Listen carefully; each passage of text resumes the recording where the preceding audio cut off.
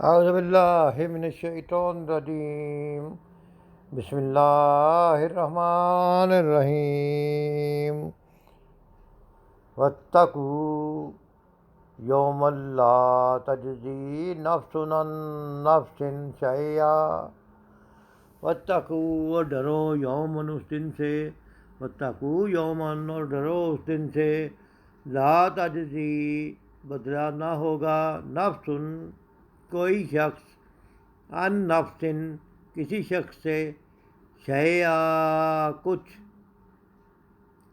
واتقوا یوما لا تجزی نفس عن نفس شیئا، اس دن سے ڈرو جس دن کوئی شخص بھی کسی کے کچھ کام نہ آئے گا، ولا یقبل منہا عدل ولا تنفعها شفاعۃ، ولا یقبل، اور نہ قبول کیا جائے گا، منہا، اس سے، عدل، کوئی معاوضہ، ولا تنفعها، اور نہ اسے نفع دے گی، شفاعت، کوئی سفارش، ولا ہم ینصرون، اور نہ ان کی مدد کی جائے گی۔ سورۃ البقرہ کی آیت نمبر 123 کا لفظی ترجمہ پڑھا گیا ہے۔ مفہوم اس آیت کا یہ ہے،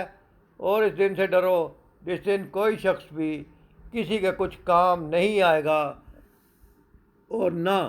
کسی سے کسی قسم کا فدیہ قبول کیا جائے گا، نہ اس کو کوئی سفارش فائدہ دے گی، اور نہ ان کو کوئی مدد پہنچے گی۔ اس آیت کو جب ہم پڑھتے ہیں تو اللہ تعالیٰ ڈرا رہے ہیں، بنی اسرائیل کا ذکر کرتے ہوئے، بنی اسرائیل کے ساتھ خطاب کرتے ہوئے۔ پچھلی آیات میں بنی اسرائیل کی نافرمانیوں کا ذکر کیا گیا تھا، اور پھر مسلمانوں کو خبردار کیا گیا تھا کہ یہودی اور نصرانی تو یہ چاہتے ہیں کہ تم ان کی پیروی کرو، ان کی نقالی کرو، اور ان کے دین میں اپنی ملت کو چھوڑ کے ان کی نقالی کرتے ہوئے ان کی اتباع میں لگ جاؤ۔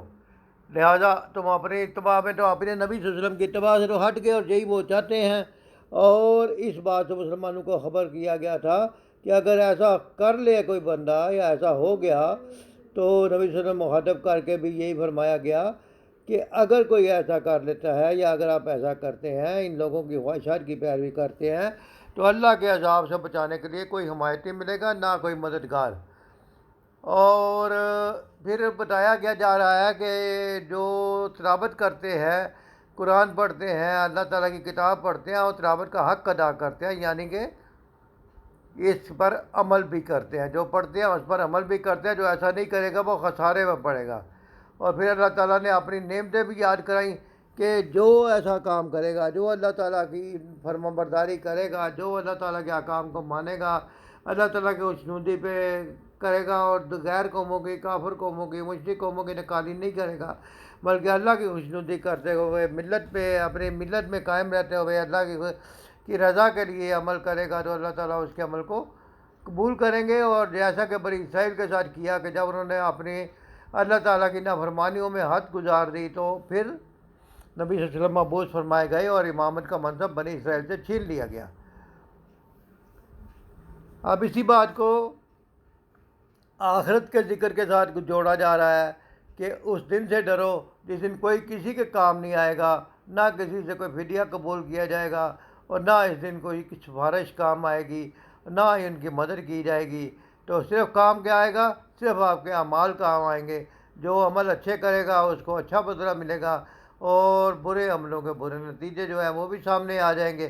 دعا ہے اللہ تعالیٰ ہمیں بہتر عمل کی توفیق عطا فرمائے، اور روز قیامت کو ذہن میں رکھتے ہوئے بہتر اور نیک عمل کرنے کی توفیق عطا فرمائے۔ کفار کی قوموں کی نکالی سے بچیں، اللہ تعالیٰ کی نعمتوں کو یاد رکھیں، اور قیامت کو ذہن میں رکھتے ہوئے زندگی گزاریں، تاکہ اس دن کوئی فدیہ قبول نہیں کیا جائے گا، تو کیا کام آئے گا؟ بندے کے اپنے عمل، جو ساتھ جائیں گے، جو اللہ کی رضا اور خوشنودی کے لیے عمل کیے جائیں گے، وہی اللہ کے ہاں مقبول ہوں گے اور انہیں کا اجر ملے گا۔ اللہ تعالیٰ ہمیں عمل کی توفیق عطا فرمائے۔ وما علینا الا البلاغ۔